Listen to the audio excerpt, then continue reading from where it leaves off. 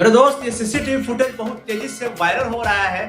इसमें दिखाई दे रहा होगा आपको कि एक हाथी और एक शेर दूसरे क्लिप में कैसे वो प्रतिदिन आता है और भगवान के ऊपर पूजा करता है, उससे माला चढ़ाता है। ये वीडियो पता नहीं बहुत ज्यादा ही वायरल हो रहा है। आप इसके बारे में क्या कहेंगे दोस्तों? क्या ये असलियत है या फिर कोई एआई का बनाया हुआ वीडियो क्लिप वायरल किया जा रहा है दोस्तों? टांगण वंदीन चरण